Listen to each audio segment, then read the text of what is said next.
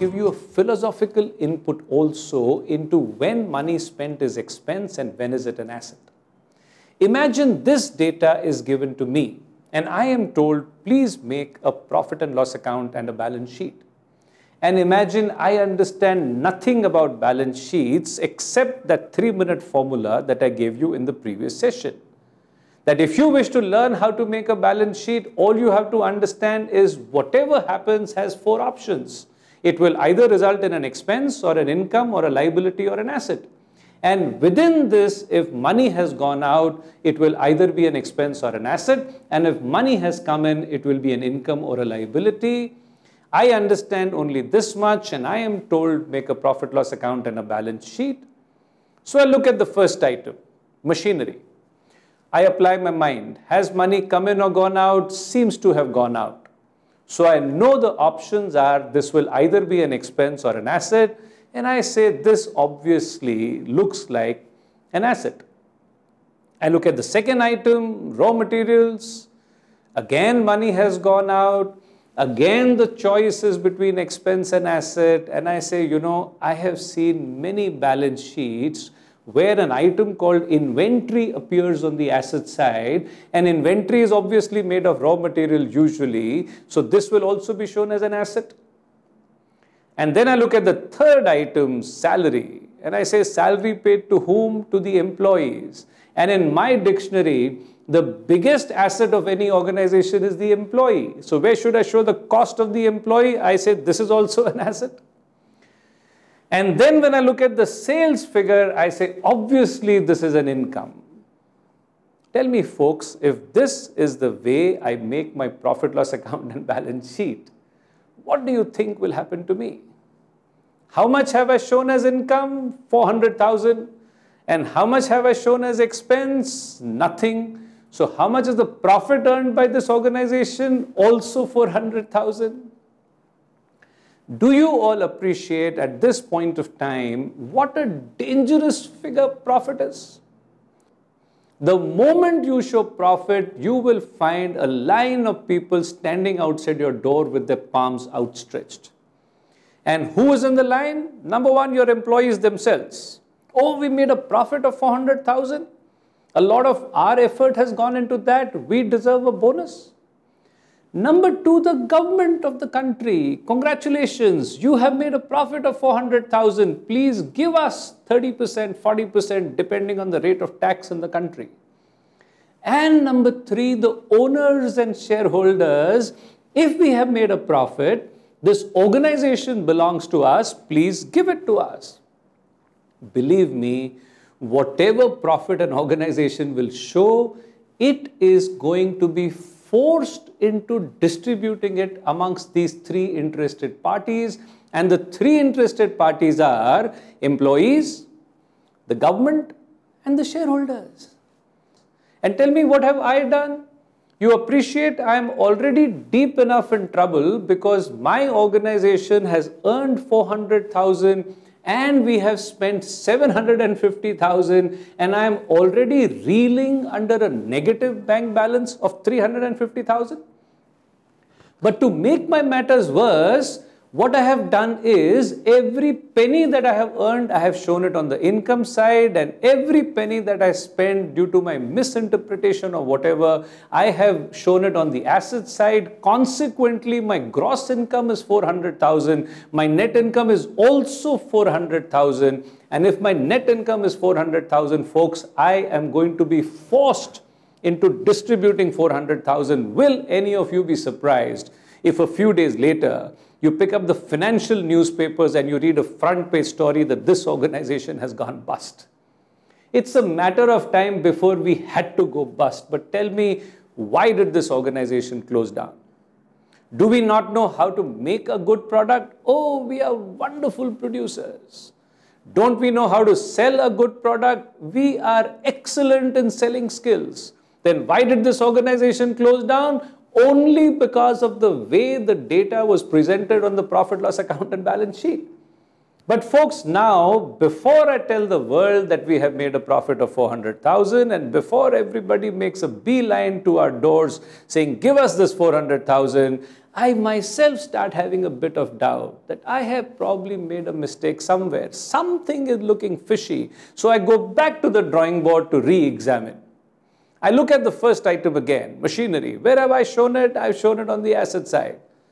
My rethinking says it still looks like an asset. I look at the next item. Where have I shown raw materials on the asset side? But I say I am confident I have seen items called inventory appearing on the asset side. And then I look at the third item, salary. Where have I shown this? I have shown this on the asset side. Here I start to begin to have a little bit of doubt. What am I doubting, folks? I'm not doubting whether an employee is an asset or not. Of course, the biggest asset of any organization is the employee. But what I'm doubting is, should I show the cost of the employee on the asset side or should I show it on the expenses side? Folks, this question is often asked of me by employees, that you are saying a balance sheet has assets and liabilities and we, the employees of this organization, are its biggest assets, about which there is no doubt. Then why does our name not appear on the asset side?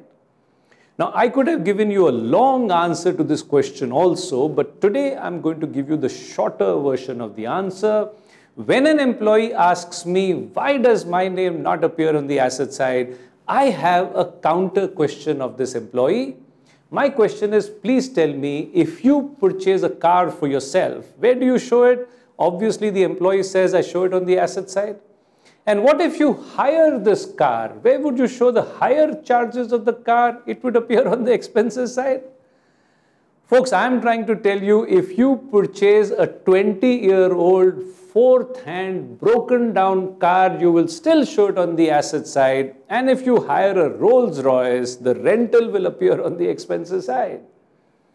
My next question to the employee is, tell me, has this organization bought you or have your services been hired? Folks, an employee could be the Rolls Royce amongst employees, but the payment to the employee is akin to the hire charges. When I apply this logic to myself, I say, okay, machinery can continue to be shown as an asset. Raw materials can also continue to be shown as assets, but salary should get transferred as an expense. Tell me what has changed, folks? Nothing has changed. This organization has still earned 400,000.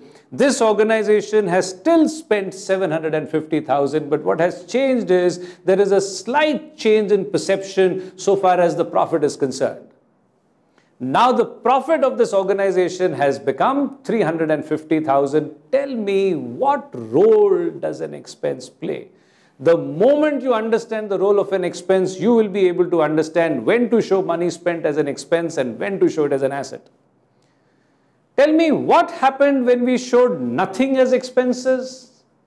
When we showed all the items on the asset side, what happened was the gross income of this organization was 400,000. The net income was also 400,000. And then what would have happened? Then this organization would have been forced into distributing the entire 400,000 between the three interested parties. But the moment we said, let's not show salary on the asset side, let us show it as an expense. Now what has happened? Folks, now the gross income of this organization is still 400,000, but the net income has become 350,000. Now what is the maximum that this organization will be forced into distributing? Answer is 350,000. And in the process, what has been done? In the process, what was done was this organization has earned 400,000. They are being forced into distributing 350,000. In the process, they have allowed themselves an opportunity to recover the 50,000 paid on salary before they start distributing the money. Folks, I am trying to tell you, expenses are opportunities to recover. Tell me, what happens when you spend money and show it as an expense, and what happens when you spend money and show it on the asset side? Answer is, if you show it on the asset side, you spend the money, but you do not get a chance to recover. But when you spend money and show it as an expense, like in this case, the organization has spent 50,000 but shown it as an expense. Now when they earn 400,000, they will first recover the 50,000 and then distribute only 350,000. Now tell me, when should money spent be called an expense and when should it be called an asset? This new logic tells you, if expenses means recovery, then all the money that you spend and wish to recover should be shown on the expenses side, and only the money that you spend and do not wish to recover should be shown as an asset. But this also does not make sense, because you ask a typical business person, which money would you like to recover? What answer will you get? The business person will say, I don't spend any money that I don't wish to recover. And I am telling you, what you wish to recover should be shown as an expense. And the business person says, I wish to recover all the money spent. It would appear that this argument is headed towards one conclusion, that all the money spent should be shown as expenses. There should be no assets. Incidentally, that's a very, very correct answer on a macro level. But on a micro level, folks, the choice is not whether you want to recover. Of course, you want to recover all the money spent. Question is not whether you want to recover, the question is, when would you like to recover? Folks, there is certain money that you will spend today and you will say, I wish to recover it today. These items are called expenses. But there is money spent on other items where you spend today and you say, of course I want to recover, but what's the hurry? I don't mind spending today and recovering it, let's say, staggered over a period of 2 years. Folks, if you mentally agree to recover divided over a period of 2 years, temporarily that state of affairs is called an asset and rate of depreciation becomes 50%. And if you say, I am willing to spend my money today and I don't mind waiting for 5 years to recover the cost, then such items will be called assets and rate of depreciation will become 20%. And if you say, I can wait 10 years to recover the cost, rate of depreciation becomes 10%.